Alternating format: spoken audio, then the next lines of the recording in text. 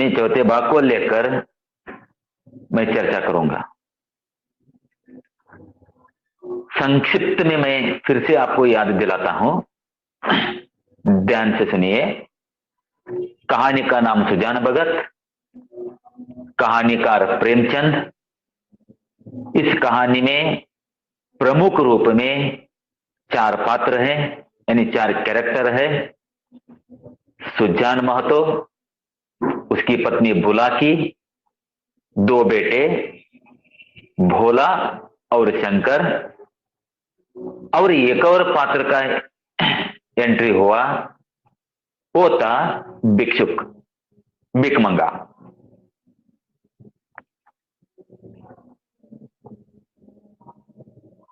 तो पहले भाग में आपने देखा सुजान महतो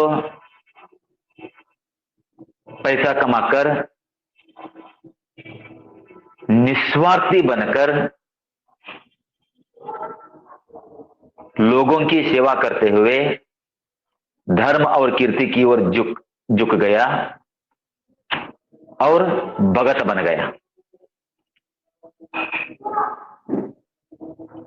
दूसरे भाग में आपने देखा भगतों का विचार कैसा रहता है, कैसा होता है, उनके आचार विचार कैसे होते हैं, और उन्हीं के अनुसार सुजान महतो भी भगत बनकर भक्त की तरह रहने लगा।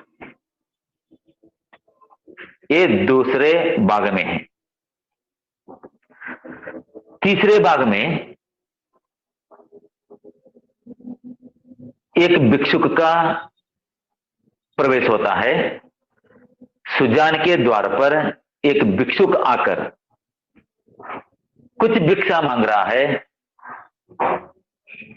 और जल्दी न देने के कारण घर वाले तो भिक्षुक और भी जोर लगाता है, जोर जोर आवाज देता है, गला फाड़ता है, चिल्ला रहा है, और इसी के कारण अंदर बैठा हुआ सुजान का बड़ा बेटा, कौन, भोला, मां से कहता है, जो मां वहीं चौपाल में ढाल छांटते हुए काम करते हुए बैठी है। और मां से उसने कहा, अरे मां, महात्मा कब से पुकार रहा है, कब से भीख मांग रहा है, कब से गला फाड़ रहा है, आप उन्हें जाकर क्यों नहीं देती, कुछ दे आओ। भोला ने यानी बेटे ने मां को आदेश दिया और मां कहती है, मैं क्या करूं, क्या मेरे 4 हाथ हैं, उन्हें क्या हुआ है। उन्हें का मतलब सुजान अपनी पति की ओर इशारा करते हुए, सुजान की ओर इशारा करते हुए, सुजान की ओर इशारा करते हुए वो कहती है कि क्या उनके पैरों में मेहंदी लगी है।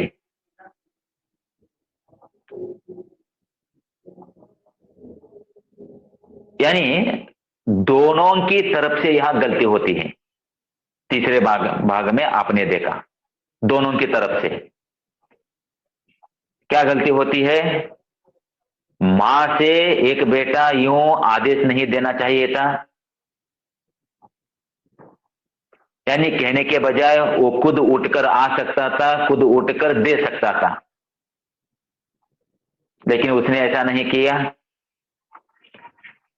और मां यानी बुला की अपने बेटे को डांट सकती थी, तुझे क्या हुआ है, तू उठ जा, और तू उसे बिक दे दे, वो कह सकती थी। लेकिन बुलाकी ने भी ऐसा नहीं कहा, उल्टा पति की ओर इशारा करते हुए वो व्यंग्य करती है। और इसी बात को लेकर सुजान को मन में गुस्सा आया और उठकर खड़ा हुआ और उठकर गोडाउन में जाकर, भंडार घर में जाकर एक शेर गेहूं लेकर आया और उन्हें दिखाते हुए ऐसे ही देने की कोशिश की, लेकिन उतने में बेटा आकर बीच में आकर रोका और उनके हाथों से छीन लिया। और कुछ उन दोनों के बीच कहासुनी हुई। बेटा भी कुछ कहता है और पत्नी भी यानी बुलाकी भी कुछ कहती है। और इसलिए सुजान को बेटे से ज्यादा बुलाकी पर गुस्सा आ गया और खाना खाने के लिए, जब खाना खाने के लिए वो बुलाती है तो वो नहीं जाता। सोचते हुए विचार मग्न होकर एक पेड़ के नीचे बैठ जाता है कि आखिर इस घर में मेरा क्या आदर है, इस घर में मेरा क्या सम्मान है, कि मेरी क्या इज्जत है। ये सोचकर आगे और कुछ वो सोचा, अपने आप को बदलना चाहा। जैसे वो पहले था, जैसे वो काम करता था, मेहनत करता था, वैसे ही उसके मन में आता है कि मैं फिर से मेहनत करूं, मैं फिर से काम करूं, फिर से मैं काम में लग जाऊं और मैं फिर से कमाऊं और फिर से इस घर में मेरा अधिकार जमा लूं और अधिकार वापस ले लूं, क्योंकि मैं इस घर में कुत्ता बनकर नहीं रह सकता, एक पुजारी बनकर नहीं रह सकता।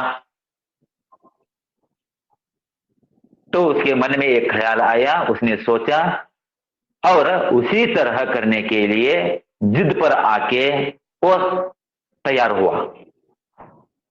यहां तक हुआ है। हाँ, एक मिनट। ये क्या होता है देखिए जरा, पेज नंबर 8, पेज नंबर 8 निकालिए, चौथा भाग मैं पढ़ता चला जाऊंगा। जहां जहां इंपॉर्टेंट है वहां टिक कर लीजिए। ध्यान से सुनिए।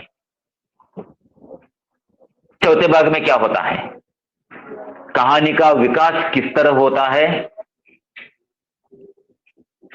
आखिर सुजान ने यहां आकर क्या किया, क्या करने लगा। तो मैं पढ़ता हूं, देखिए पुस्तक देखिए।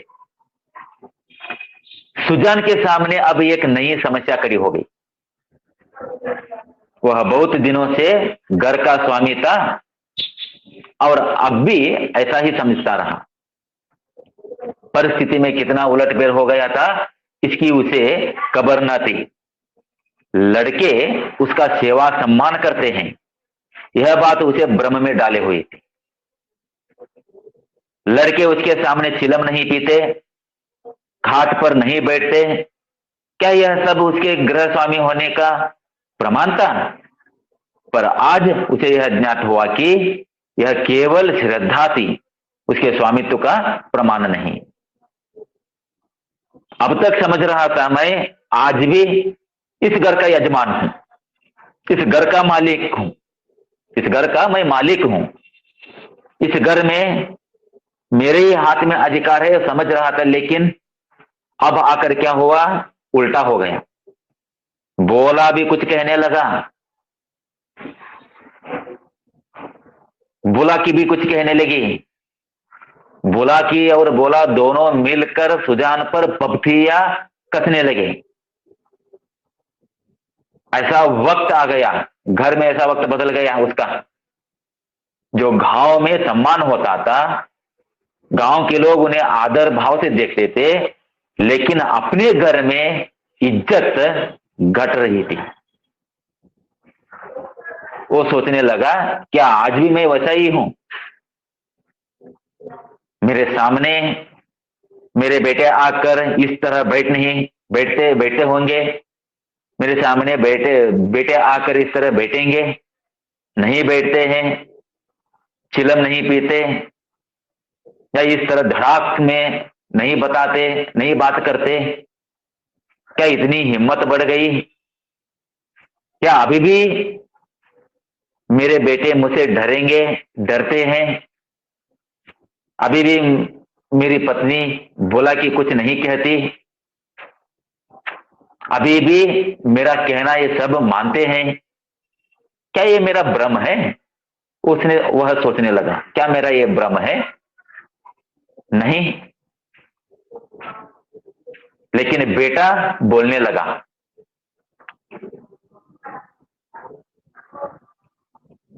वाद करने लगा बेटा। बेटों को अपने पिताजी से इस तरह वाद नहीं करना है। मैंने लास्ट पीढ़ी में कहा था, अगर पिताजी की बात नहीं माने, वो संतान किस काम की? माँ बाप की माँ बाप का कहना न माने तो वो औलाद है जी।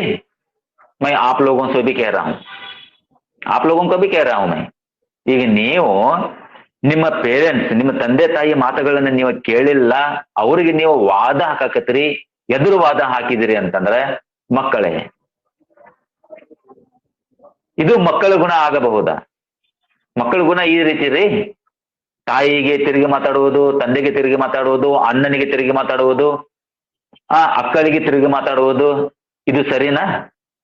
छोटे हैं हम, छोटों की तरह रहना है, झुक कर रहना है, उनका कहना मानना है।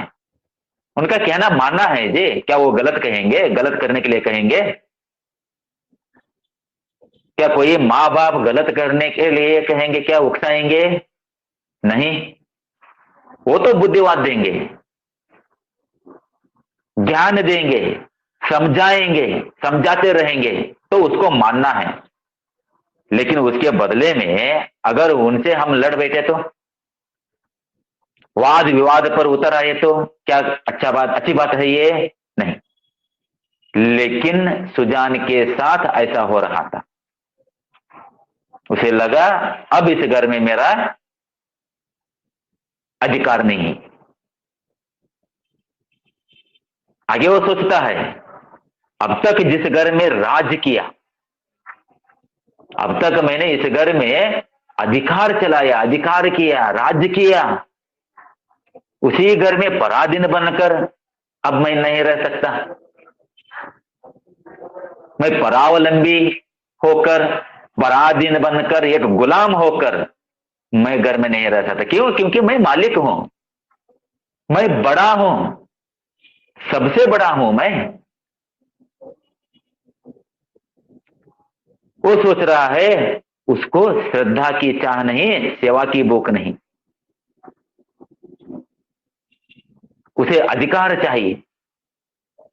वो अंदर ही अंदर सोच रहा है कि मुझे अधिकार चाहिए,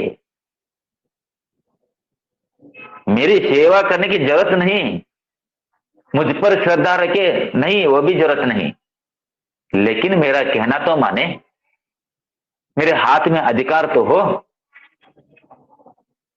वह इस घर पर दूसरों का अधिकार नहीं देख सकता था।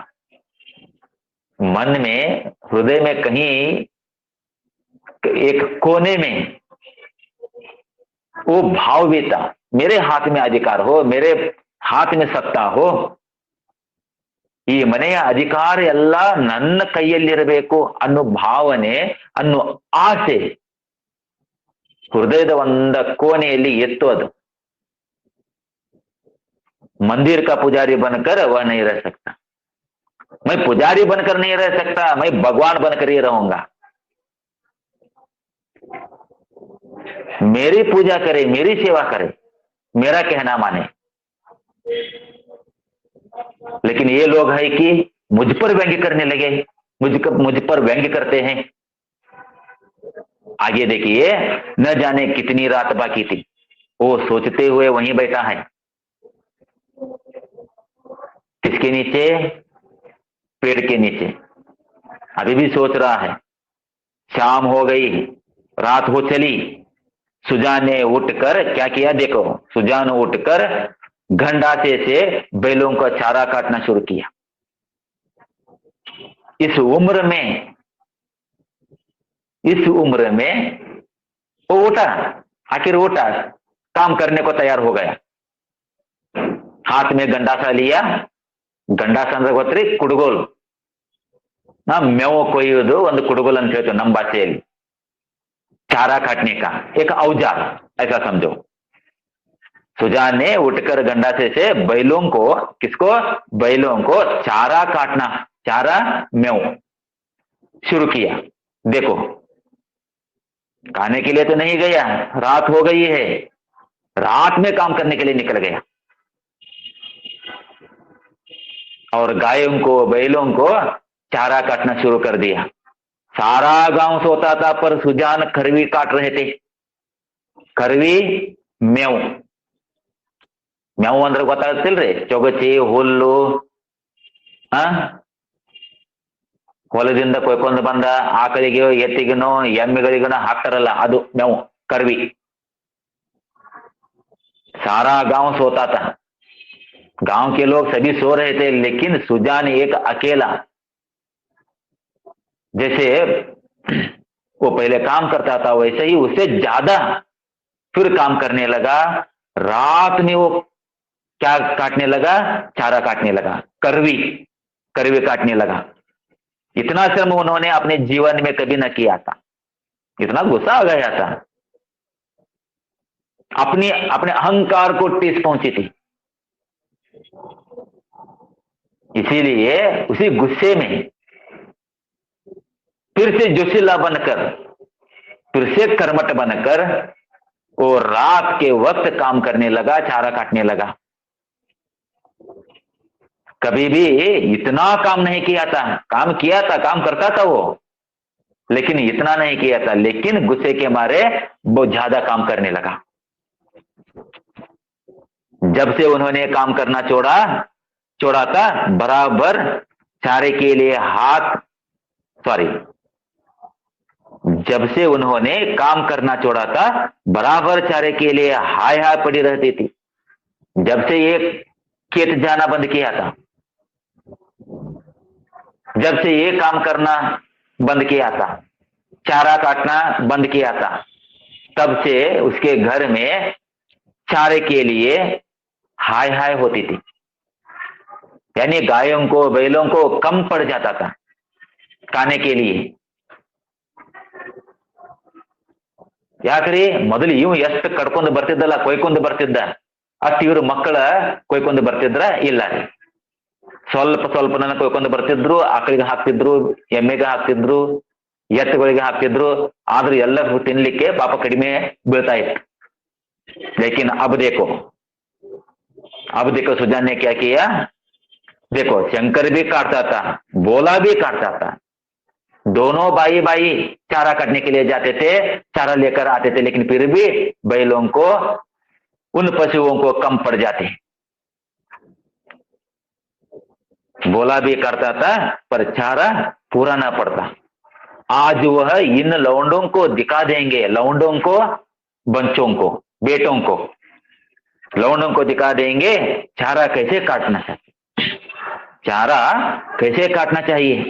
उनके सामने कटिया का पहाड़ खड़ा हो गया और टुकड़े कितने महीन और सुडौल थे। देखो इतना काटा। कटिया ಅಂತಂದ್ರೆ मेविन राशि, अर्थ आಯ್ತಾ?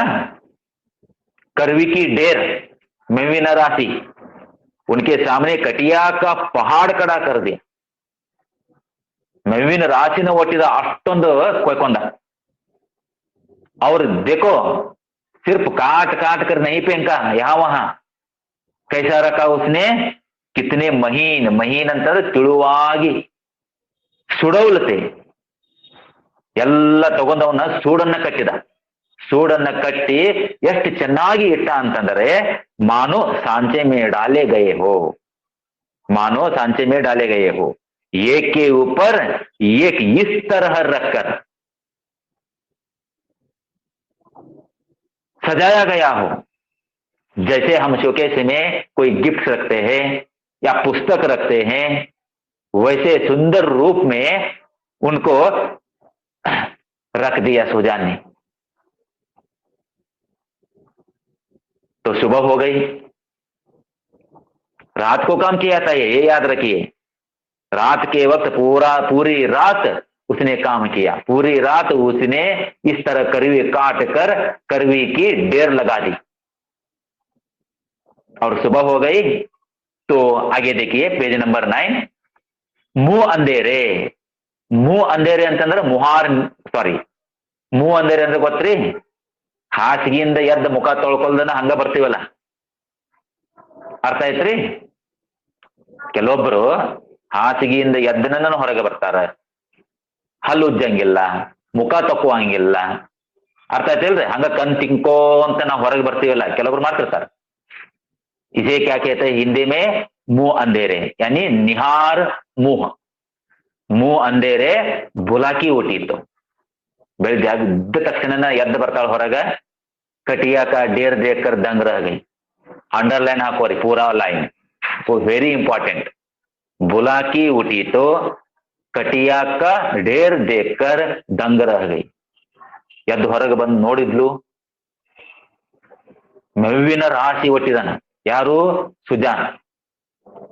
करवी की ढेर है, पहाड़ की तरह। तो बुलाकी ने देखा, दंग रह गई, आश्चर्य आई तक की, हाँ चकित रह गई। वो बोली, कहती है, क्या बोला? आज रात भर कटिया ही काटता रह गया। बुलाकी को लगा अपना पुत्र काटा होगा। उसे वो इसलिए कहती है, क्या कहती है, क्या बोला? आज रात भर कटिया ही काटता रहा बेचारा। कितना कहा कि बेटा जी से जहान है, पर मानता नहीं, रात को सोया नहीं बेचारा। बेचारा मेरा लाडला कितना काम करता है, रात भर नहीं सोया बेचारा। ಅಯ್ಯೋ ನನ್ನ ಮಗ ಎಷ್ಟು ಕೆಲಸ ಮಾಡ್ತಾನ, ಇಡೀ ರಾತ್ರಿ ಪಾಪ ಮಲ್ಕೊಂದಿಲ್ಲ ಅವನು, ಬರೇ ಇಡೀ ರಾತ್ರಿ ಕೆಲಸನ ಮಾಡಿದ, ಬರೇ ಮೆವನನ್ನ ಕೊಯ್ದ ಅಂತ ಹೇಳಿ ಅವಳು ತಿಳ್ಕೊಂಡ ಅಂದ್। तो सुजान भगत ने ताने से कहा, व्यंग्य करते हुए ताना मारता है सुजान भगत। क्या कहता है? हाँ वो सोता ही कब है? ಹೌದು, ಅವ ಯಾವಾಗ ಮಕ್ಕೋತಾನ? सोता है कब? वो तो हर पल काम ही करता रहता है खेत में, जब देखता हूं तब काम ही करता रहता है। ऐसा कमाऊं पुत्र मैंने आज तक नहीं देखा। ताना मार रहा है, व्यंग्य कर रहा है, किसे देखकर? किसकी बातों पर? बुलाकी के बातों पर। बुलाकी को देखते हुए ऐसा कमाऊं संसार में और कौन होगा? ನಿನ್ನಂತ ಮಗ, ನಿನ್ನಂತ ಗಳಿಸುವ ಮಗ ಈ ಜಗತ್ತಿನಲ್ಲಿನ ಯಾರು ಇಲ್ಲ ತಗೋ ಅಂತ ಹೇಳಿ ಅಂದ। कर्मठ है, मैं कर्मठ है, तेरा पुत्र तो कर्मठ ही कर्मठ है, काम ही काम करता है। ऐसा मेहनती पुत्र मैंने इस संसार में नहीं देखा। इतने में आगे देखिए, इतने में भोला आंखें मलता हुआ बाहर निकला। आव कन्नु तिक्कोंताऊ मुंह अंधेरे बाहर आ गए। अव हासिಗೆಗಿಂದ ಎದ್ದ कर कन तिक्कोंत ಹೊರಗೆ ಬಂದ। अर्थ आयता? वो भी उठकर आया, आंख मलते हुए। आंख मलना कन तिक्को, अर्थ आयता? उसे भी यह ढेर देकर आश्चर्य हुआ। उसने भी, वह भी आया, बाहर आया, देखा तो वह भी अचंभित रह गया, उसे भी आश्चर्य हुआ। मां से बोला, ताई नोट होता ना, ताई क्या शंकर आज नहीं बड़ी रात को उठा था? अरे मां आज शंकर बड़ी रात को उठा था, ಮಧ್ಯರಾತ್ರಿಯಲ್ಲಿ ಎದ್ದಿದ್ದವನು। ಬಡಿ ರಾತ್ರಿ ಏನಿ ಮಧ್ಯರಾತ್ರಿಯಲ್ಲಿ ಎದ್ದಿದ್ದನ? ಮಧ್ಯರಾತ್ರಿಯಲ್ಲಿ ಎದ್ದು ಇಷ್ಟೊಂದು ಕೆಲಸ ಮಾಡಿದನ? वो कहता है मां से, क्या शंकर आज बड़ी रात को उठा था?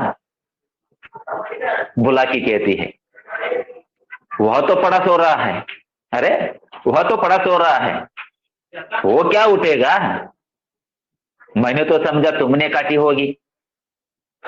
अरे मैं समझ बैठी ये काम तुम्हारा है, तुमने काटी होगी, ನೀನೇ ಕೊಯ್ದಿರಬೇಕು, ಇಡೀ ರಾತ್ರಿಯಲ್ಲಿ ಎದ್ದು ನೀನು ಕೊಯ್ದಿರ್ಬೇಕಂತ ನಾನ್ ತಿಳ್ಕೊಂಡಿದ್ನಲ್ಲೋ, ಅವನೆಲ್ಲಿ ಇನ್ನೂ ಮಲ್ಕೊಂಡಿದ್ದ ನೋಡು ಅಂತ ಹೇಳಿ ತಾಯಿ ಅಂತ. ಅವಾಗ ಬೋಲಾ ಹೇಳ್ದ, मैं तो अम्मा मैं तो सवेरे उठी नहीं पाता, तुझे मालूम है ना. ಅವಾಗ ನಿನಗೆ ಗೊತ್ತಿದೆ ಇಲ್ಲ ನಾನು ಯಾವಾಗ ಹೇಳ್ತೇನೆ ಮುಂಜಾನೆ ಇಷ್ಟು ಜಲ್ದಿ, ಬೆಳಗ್ಗೆ ನಾನು इतनी जल्दी ಹೇಳ್ತೇನೆ ಇಲ್ಲ. दिन भर चाहे जितना काम कर लो पर रात को मुझसे नहीं हो. ಹಗಲು ಹೊತ್ತಿನಲ್ಲಿ ಎಷ್ಟು ನಾನು ಕೆಲಸ ಮಾಡ್ತೇನೆ ಅಷ್ಟೇ. दिन में जितना काम करता हूँ लेकिन रात को बीच रात उठकर मैं काम करूं, अरे मैं तो सुवक्कड़ हूं, निद्बड़क ನಾನು. मैं सुवक्कड़ हूं, निद्बड़क ನಾನು, ನನಗೆ ಇಲ್ಲಿ ಇಲ್ಲ, ನಾನು ಮಾಡಿಲ್ಲ ಅಂತ. आवाज बोला कि अंतर तो क्या तुम्हारे दादा ने काटी है, तुम्हारे दादा ने काटी है. नोड्री दादा आ साइड अर्थ आयत्री. दादा का मतलब पिताजी, यहाँ दादा का मतलब यहाँ पिता के पिता नहीं, ಅಜ್ಜ ಅಲ್ಲ. ಅರ್ಥ ಆಯ್ತ್ರಿ. ಇದು ನಮ್ಮ ಕರ್ನಾಟಕದಲ್ಲಿ ಕೆಲವೊಂದು ವರ್ಡ್ಗಳು ಹಿಂದಿ ವರ್ಡ್ಗಳು ಬೇರೆ ಇದಾವ್ರಿ. ಅರ್ಥ ಆಯ್ತು. ಈಗ ತಿಳ್ಕೋರಿ, ಒಂದು ಉದಾಹರಣೆ ಹೇಳ್ತೇನೆ. रामू की बहू सुनाई दे रही है. रामू की बहू, बहू का मतलब क्या है नಮ್ಮಲ್ಲಿ ಸೊಸೆ. ಅರ್ಥ ಆಯ್ತಾ. ಸೊಸೆ ಅಂತ ಹೇಳ್ತೀವಿ ನಾವು, ಬಹುರಾनी ಅಂತ ಹೇಳ್ತೀವಿ. लेकिन रामू की बहू वहां यानी उत्तर साइड में, ಉತ್ತರ ಪ್ರದೇಶ ಆ ಕಡೆಲ್ಲ ಬಿಹಾರ ಆ ಕಡೆ ಎಲ್ಲ ನೀವು ಹೋದ್ರಿ ಅಂತಂದ್ರೆ, ಇಲ್ಲೇ ಮುಂಬೈ ಈ ಕಡೆ ಎಲ್ಲ ಮಹಾರಾಷ್ಟ್ರಕ್ಕೆ ಹೋದ್ರಿ ಅಂತಂದ್ರೆ ರಾಮು ಕಿ ಬಹು, ಬಹು ಕಾ ಮತ್ಲಬ್ ಪತ್ನಿ, ರಾಮು ಕಿ ಪತ್ನಿ. ಅರ್ಥ ಆಗತೈತ್ರಿ. ರಾಮು ಕಿ ಪತ್ನಿ ಅಂತ ಹೇಳ್ತಾರೆ. ಆದ್ರೆ ನಾವು ಇಲ್ಲಿ ಉಲ್ಟಾ ಅರ್ಥ ಮಾಡ್ಕೊಂತೀವಿ. ಅದೇ ರೀತಿ इसी तरह दादा का मतलब यहाँ दादा नहीं पिताजी है. तो बुलाकी ने कहा क्या तुम्हारे दादा ने काटी है. बोला कहता है हाँ मालूम तो होता है रात भर सोए नहीं. ಹೌದು ಹೌದು ಅವ್ವ,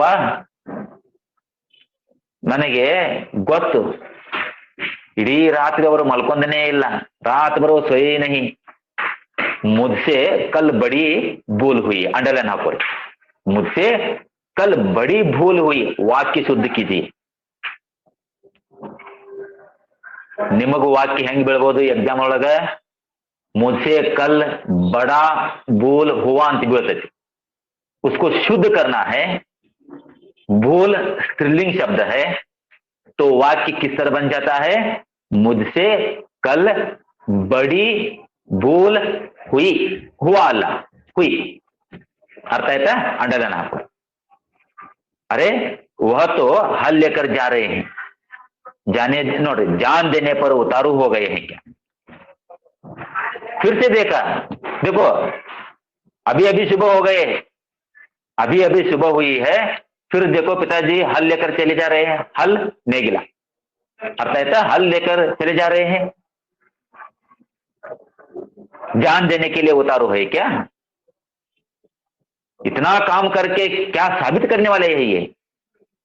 तो बुलाकी कहती है क्रोधी तो सदा के हैं, गुस्सा तो जल्दी आता है, हाँ क्रोधी तो है ही. अब किसी की सुनेंगे थोड़े ही. ನಾನ್ ಹೇಳಿದ್ರೆ ಕೇಳ್ತಾರೋ, ನೀನ್ ಹೇಳಿದ್ರೆ ಕೇಳ್ತಾರೋ, ಯಾರು ಹೇಳಿದ್ರೆ ಕೇಳ್ತಾರ, ಯಾರು ಹೇಳಿದ್ರೆ ಕೇಳಲ್ಲ. बोला बोला कहता है शंकर को जगा दो, मैं भी जल्दी से मुंह हाथ धोकर हल ले जाऊं. ಹೇಳ್ದ ಶಂಕರನ್ನ ಹೇಳಿ, ಶಂಕರನ ಎಬಸು, ಶಂಕರನ ಜೊತೆ ನಾನು ಹೊಲಕ್ಕೆ ಹೋಗ್ತೇನೆ ಅಂತಂದ. जब और किसानों के साथ बोला और लेकर बोला हल लेकर खेत में पहुंचा. देखिए जब किसानों के साथ भोला हल लेकर खेत में पहुंचा तो सुजान आधा खेत जोत चुके थे। ಇನ್ನೂ ಹೋಗಿರ್ಲಿಲ್ಲ ಮಗ, ಅರ್ಥ ಆಯ್ತಾ? ಮಗ ಮಗ ಇದ್ದವ ಯಾವಾಗ ನೇಗಿಲನ್ನ ತಗೊಂಡ ಹೋದಲ್ಲ, ಹೋಗುವಷ್ಟರಲ್ಲಿ ಅಪ್ಪ ಏನ್ ಮಾಡಿದ್ದ, ಈ ಅರ್ಧ ಹೊಲ ಹೂಡಿಬಿಟ್ಟಿದ್ದ. ಅರ್ಥ ಆಯ್ತಾ? ಜೋತನ ನೇಗಿಲ ಹೊಡೆಯುವುದು, ರೆಂಟೆ ಹೂಡಿಬಿಟ್ಟಿದ್ದವ, ಆಗ್ಲೇ ಅರ್ಧ ಕೆಲಸ ಮಾಡಿಬಿಟ್ಟಿದ್ದ. उसके आने से पहले ही आधा खेत उन्होंने यानी किसने, सुजा ने जोत लिया था। भोला ने चुपके से काम शुरू किया। नाचिकी बनतो, शर्म आ गई किसको देखकर, सुजान के काम को देखकर। अपने आप को शर्म महसूस हुई, शर्म आने लगी तो चुपके से वहां गया और काम करना शुरू किया। सुजान से कुछ बोलने की उसकी हिम्मत न पड़ी। ಅಪ್ಪನ ಜೊತೆ ಯಾವ ರೀತಿ ಮಾತಾಡಬೇಕು, ಏನ್ ಮಾತಾಡಬೇಕು ಅಂತ ಹೇಳಿ ಧೈರ್ಯ ಆಗಲಿಲ್ಲ, ಹಿಮ್ಮತ್ ನ ಪಡಿ. दोपहर हुआ, मध्याह्न आयತು. सभी किसानों ने हल छोड़ दिए पर सुजान भगत अपने काम में मग्न है. ಆಜು ಬಾಜು ಹೊಲದಲ್ಲಿ ಇದ್ದವರು ರೈತರು ಎಲ್ಲರೂ ಮಧ್ಯಾಹ್ನ ಆದ ನಂತರ ಒಂದು ಊಟ ಮಾಡಬೇಕು, ರೆಸ್ಟ್ ತಗೋಬೇಕು ಅಂತ ಹೇಳಿ ತಮ್ಮ ನೇಗಲನ್ನ ತಳಗಿಳಿಸಿದ್ರು, ಕೆಲಸ ಮಾಡೋದನ್ನೇ ಬಿಟ್ರು. अर्थ आयता? लेकिन सुजान भगत उसने ऐसा नहीं किया. ಭೋಲಾ ತಕ್ಕ ಗಯ, ಬೆಳಗ್ಗೆಯಿಂದ ಮಧ್ಯಾಹ್ನ ತನಕ ಕೆಲಸ ಮಾಡಿ ಮಗ ಯಾರು ಭೋಲಾ, ಅವನಿಗೆ ಆಯಾಸ ಆಯಿತು. वो तक गया, उसकी बार बार इच्छा होती है कि बैलों को खोल दे, मगर डर के मारे कुछ कह नहीं सकता. मन हो रहा था बैलों को खोल दे, ಇನ್ನು ಎತ್ತಗಳನ್ನ, ಇನ್ನು ಪಾಪ ಎತ್ತಗಳನ್ನ ಬಿಚ್ಚಿ ತಾನು ರೆಸ್ಟ್ ತಗೋಬೇಕು ಅಂತೇಳಿ ಮನಸ್ಸಿನಾಗ ಬಂತು. ಯಾಕಂತಂದ್ರೆ ಆಯಾಸ ಆಗಿತ್ತು, ತಕ್ಕ ಗಯಾ था वो, लेकिन कह नहीं सकता था, इतनी हिम्मत नहीं थी. क्यों? ऐसे काम को देखकर, पिताजी जो खुद काम कर रहे हैं वो काम को देखकर इतनी हिम्मत नहीं हुई कि कुछ पिता से कह दूं, पिता के अनुमति मांग लूं. सबको नोड्री, सबको आश्चर्य हो रहा है कि दादा कैसे इतनी मेहनत कर रहे हैं. ಎಲ್ಲರಿಗೂ ಒಂಥರ ಆಶ್ಚರ್ಯ, ಎಷ್ಟು ಕೆಲಸ ಮಾಡ್ತಿದಾರಪ್ಪ, ಎಷ್ಟು ಕೆಲಸ ಮಾಡ್ತಿದ್ದಾನ, ಯಾಕೆ ಮಾಡ್ತಿದ್ದಾನ ಅನ್ನೋದು ಗೊತ್ತಿಲ್ಲ. क्योंकि उनके घर में क्या हुआ था तो उसे ये मालूम है ना. तो सभी को आश्चर्य हुआ. आखिर डरते डरते बोला, डरते डरते ही बोला. किसने बोला? भोला ने बोला, दादा अब तो दोपहर हो गया, हल खोल देना. ಅಪ್ಪ ಮಧ್ಯಾಹ್ನ ಆಯ್ತು, ಬಿಸಿಲು ಜಾಸ್ತಿ ಆಗಿದೆ, ಇನ್ನು ನಾವು ರೆಸ್ಟ್ ತಗೋನು, हल खोल देना ಅಂತ.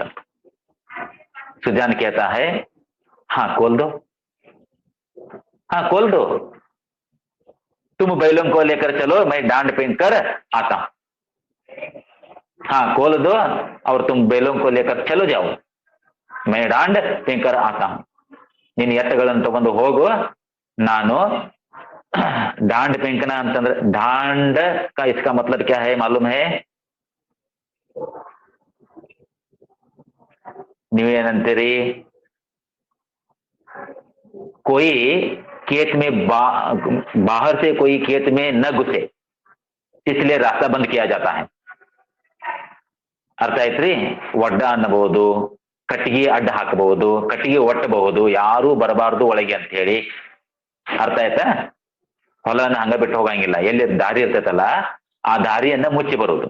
ಅರ್ಥ ಆಯ್ತಾ? तुम चले जाओ, बैलों को लेकर चले जाओ, मैं डांड फेंक कर आता हूं. बोला कहता है, मैं संध्या को डांड फेंक दूंगा. अब्बा मैं शाम को, संजय यानी शाम को मैं डांड फेंक दूंगा अंतंदा. सुजान कहता है, तुम क्या फेंक दोगे? ನೇನ್ ಹೋಗಿತಿ, तुम क्या फेंक दोगे? देखते नहीं हो खेत कटोरे की तरह गहरा हो गया है, ಎಲ್ಲೆಲ್ಲಿ ತಗ್ಗು ಬಿದ್ದಿದೆ, ಎಲ್ಲೆಲ್ಲಿ ನೀರು ಬರ್ತಾ ಇಲ್ಲ, ಎಲ್ಲೆಲ್ಲಿ ಎತ್ತರ ಆಗಿದೆ, ಎಲ್ಲೆಲ್ಲಿ ಹೊಲದಲ್ಲಿ ಮಣ್ಣು ತುಂಬಿ ನಿಂತಿದೆ, ನೋಡ್ತಾ ಇಲ್ಲ ನೀನ? तुम क्या फेंकोगे? तभी तो बीच में पानी जम जाता है। ಅಲ್ಲಿ ಇಲ್ಲಿ ನೀನು ಆ ಕಸ ತೆಗೆದಿಲ್ಲ, ಎಲ್ಲಿ ಮಣ್ಣು ಹಾಕಬೇಕು ಅಲ್ಲಿ ಮಣ್ಣು ಹಾಕಿಲ್ಲ, ಎಲ್ಲಿ ಒಡ್ಡ ಹಾಕಬೇಕು ಅಲ್ಲಿ ಒಡ್ಡ ಕಟ್ಟಿಲ್ಲ, ಯಾವ ರಾಸ್ತಾ ಬಂದ್ ಮಾಡಬೇಕು ಆ ರಾಸ್ತಾ ನೀನು ಬಂದ್ ಮಾಡಿಲ್ಲ। खेत देख रहे हो? देखो अंदर जाके देखो, कहीं कहीं पानी जम रहा है वहां। तुम क्या फेंकोगे? मैं फेंक कर आऊंगा, तुम चलो अंतना। इसी गोइंड के खेत में 20 मन का बीघा होता था। बीघा ಒಂದು ಇಲ್ಲಿ ಸಂಕ್ಷಿಪ್ತವಾಗಿ ಎಕರೆ ಅಂತ ತಿಳ್ಕೊರಿ। ಬೀಗ ಅಂತಂದ್ರ ರೀ ಓ ಜಮೀನ್ ಮಾಪನೆ ಕಾ ಒಂದು ಅದನ್ನ ಜಮೀನನ್ನ ಅಳಿಯೋದು ಒಂದು ಇದು ಅಂದ್ರೆ 1 ಎಕರೆ 1 ಗುಂಟೆ 2 ಗುಂಟೆ। ನಾ ಬೀಗ ಅನ್ನೋದು ನಿಮಗ ಚಾರ್ಟ್ ಮಾಡ್ತೇನೆ ನೋಡ್ರಿ, 1 ಮಿನಿಟ್।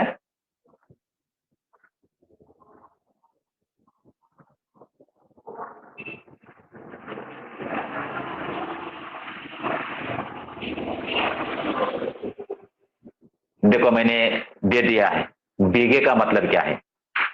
तो कह रहा है, सुजान कह रहा था गोइंड के खेत में 20 मन का बीघा होता था। 1 मन का मतलब मैंने समझा दिया है, 1 मन का कितना होता है मैंने समझा दिया ना। तो यहाँ क्या है 20 मन का बीघा था। तुम लोगों ने इसका सत्यानाश कर दिया पेज वाले पे, लेकिन तुमने इस तरह आलसी बनकर काम करके तुमने इसका सत्यानाश कर दिया। आगे देखिए, बैल खोल दिए गए, ಕೊನೆಗೆ ನಾನು ಎತ್ತುಗಳಿಗೆ ರೆಸ್ಟ್ ಕೊಟ್ಟ। बोला बैलों को लेकर घर चला, पर सुजान डांट फेंकते रहे। लेकिन सुजान और भी काम कर रहा, फिर भी काम कर रहा था। आधा घंटे के बाद डांट फेंकर वह घर आई। ಒಂದು ಅರ್ಧ ಗಂಟೆ ಆದ ಬಳಿಕ ಏನು ಕೆಲಸ ಮಾಡಿ ಬರ್ಬೇಕಾಗಿತ್ತು ಆ ಕೆಲಸ ಮಾಡಿ ಮನೆಗೆ ಬಂದ। कौन? सुजान। मगर थकान का नाम न था, आदरे आयास ಅನ್ನೋದು ಅವನಿಗೆ ಆಗಿರಲಿಲ್ಲ। वो नहीं थका था। घर आया, घर आकर मैं रेस्ट करूं सो जाऊं, नहीं सोचा ऐसा। वो थका ही नहीं। नहा का कर आराम करने के बदले उन्होंने बैलों को सहलाना शुरू किया, क्योंकि बैल थक गए थे बेचारे। तो रेस्ट करने के बजाय बैलों को प्यार करने लगा, सहलाने लगा। ಅರ್ಥ ಆಯ್ತ್ರಿ? ಎತ್ತುಗಳಿಗೆ ರೆಸ್ಟ್ ಕೊಡ್ಬೇಕಾಗಿತ್ತಲ್ಲ, ಪಾಪ ಎತ್ತುಗಳಿಗೆ ಆಯಾಸ ಆಗಿದ್ದು, ತನಗೂ ಆಯಾಸ ಆಗಿತ್ತು, ಆದ್ರೆ ಅವಾಗ ಆಯಾಸ ಅನಿಸ್ಲಿಲ್ಲ, ಎತ್ತುಗಳನ್ನ ಪ್ರೀತಿ ಮಾಡ್ತಾ ಇದ್ದ। ಅರ್ಥ ಆಯ್ತಾ? बैलों को सहलाने लगा, उनकी पीठ पर हाथ फेरा, उनके पैर मले, पूंछ सहलाए। ಆ ಎತ್ತುಗಳ ಬೆನ್ನ ಮೇಲೆ ಕೈ ಆಡಿಸಿದ, ಅಷ್ಟು ಪ್ರೀತಿ ತೋರ್ಸಾಕತ್ತಾನ ಇಲ್ಲಿ। ಉನಕೆ ಫೈರ್ ಮಲೆ, ಮನುಷ್ಯರ ಕಾಲು ಹೇಗೆ ಒತ್ತಾರಲ್ಲ ಆ ರೀತಿ ಕಾಲನ್ನು ಒತ್ತಿದ। ಪಾಪ ನನ್ನ ಎತ್ತುಗಳು ಇಷ್ಟೊಂದು ದುಡಿದಿವೆ, ಅವಕ್ಕೆ ಇಷ್ಟೊಂದು ಆಯಾಸ ಆಗೊಂಡಿವೆ ಅಂತ ಹೇಳಿ उन्हें सहलाने लगा। बैलों की पूंछ कड़ी थी, सुजान की गोद में सिर रखे उन्हें अकथनीय सुख मिल रहा था। अंडरलाइन हाकोरी। सुजान की गोद में सिर रखे उन्हें यानी बैलों को, ಆ ಎತ್ತುಗಳನ್ನ ತನ್ನ ಮಡಿಲಲ್ಲಿ ಇಟ್ಟುಕೊಂಡು ಈ ರೀತಿ ಪ್ರೀತಿ ಮಾಡಕತ್ತಾನ। ಪಾಪ ಪ್ರೀತಿಯನ್ನು ಕೊಡ್ತಿದ್ದಾನ। ಅವನು ಕೊಟ್ಟಂತ ಪ್ರೀತಿಯಿಂದ ಆ ಎತ್ತುಗಳಿಗೆ ಎಷ್ಟು ಖುಷಿ ಸಿಗ್ತಾ ಇತ್ತು। कितनी खुशी मिल रही थी, आराम मिल रहा था, सुकून मिल रहा था। किनको?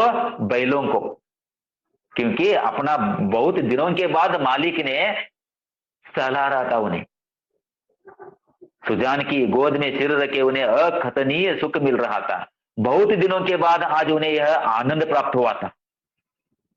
उनकी आंखों में कृतज्ञता भरी हुई थी, मानो वे कह रहे थे हम तुम्हारे साथ रात दिन काम करने को तैयार हैं।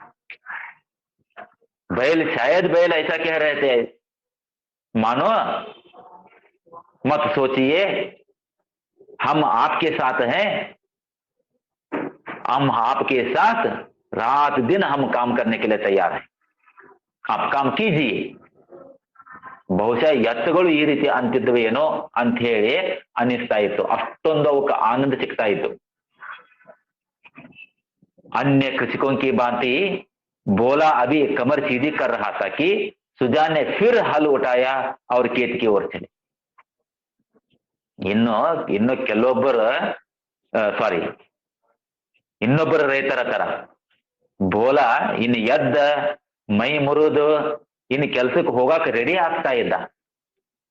काम करने के लिए, काम करने को जाने के लिए वो तैयार हो रहा था. लेकिन उतने में देखो, इतने में क्या हुआ, सुजान ने फिर हल उठाया और खेत की ओर चले. मत ನೇಗಲನ ಹೆಗಲ ಮೇಲೆ ಹಾಕೊಂಡ मत ಹೊಲದ ಕಡೆ ನಡೆದ. ಯಾರು, ಅಪ್ಪ.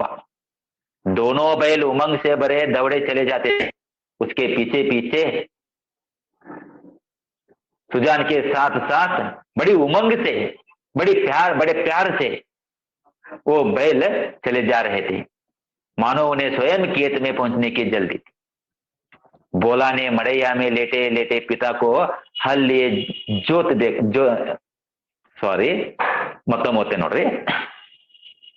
बोला ने मड़ैया में लेटे लेटे पिता को हल लिए जाते देखा पर उठ न सका.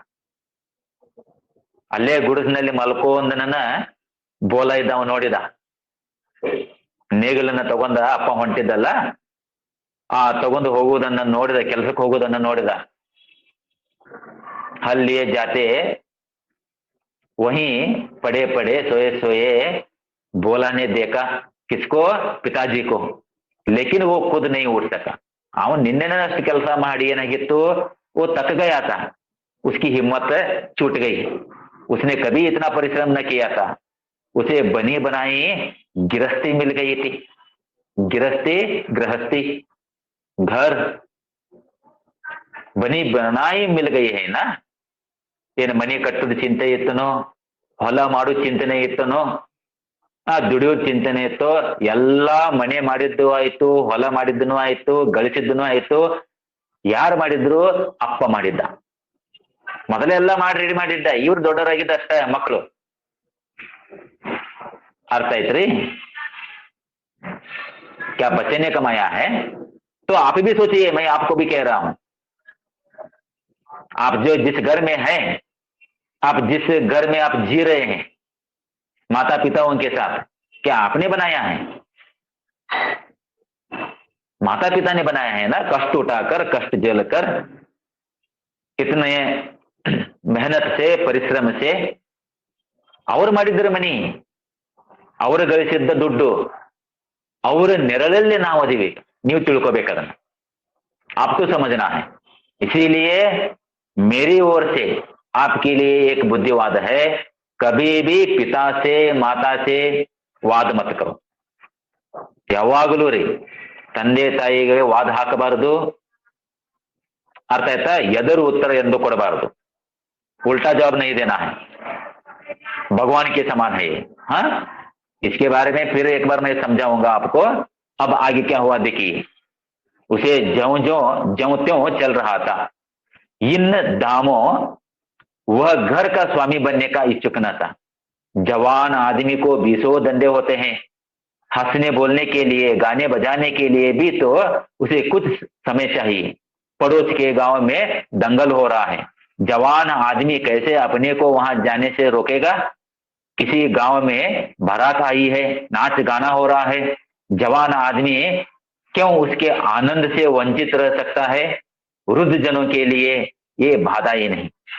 उन्हें न नाच गाने से मतलब, न खेल तमाशे से गरज, केवल अपने काम से काम है. बुजुर्ग जन है जी, पिता है, पिता को काम करना पड़ता है बेचारे. आप सभी पिता को देखिए कितने काम करते हैं. अरे घर में दंगल हो रहा है, घर में ऑर्केस्ट्रा आया है, हाँ, घर में सर्कस आया है, घर में मेला लग गया है, तो सभी काम धंधा छोड़कर वहां चले जाते हैं. पिताजी नहीं, माता पिता ऐसा सोचते हैं कि, लेकिन बेटे लोग यानी आप लोग ऐसा सोचते हैं. मेला लग गया, ಜಾತ್ರೆ ಬಂತು ಓಡ್ರಿ, ಸರ್ಕಸ್ ಬಂತು ಓಡ್ರಿ, ಹೊಸ ಫಿಲ್ಮ್ ಆಯ್ತು ಓಡ್ರಿ. ಯಾಕ್ರಿ? ಕೆಲಸ ಮಾಡುದು ಇನ್ನೂ ಜವಾಬ್ದಾರಿ ನಮಗೆ ಬಿದ್ದಿಲ್ಲ, ಅಂದ್ರೆ ನಿಮಗೆ ಬಿದ್ದಿಲ್ಲ. लेकिन आपके लिए, आपके खातिर कौन इतना परिश्रम कर रहा है जी? आपके पिताजी, आपकी मां. ये याद रखिए, हमेशा याद रखिए, और बड़े होने के बाद ये मत भूलिए कृपया. अर्थ आयतु?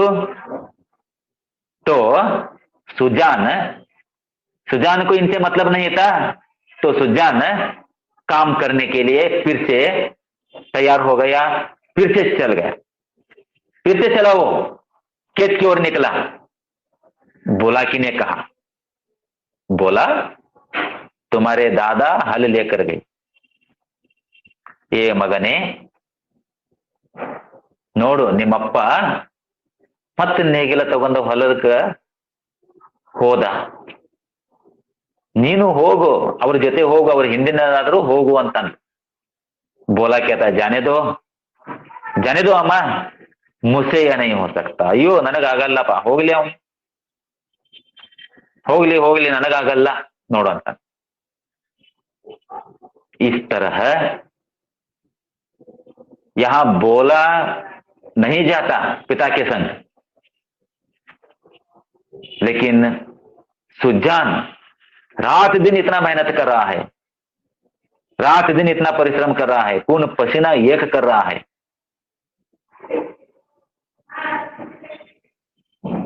इतना काम करते वो नहीं थके, लेकिन बेटा एक दिन में वो थक गया. अब सुजान भगत कहां काम कर रहा है जी? जी जान लगाकर, खून पसीना एक करके खेत में फिर से काम कर रहा है. क्यों?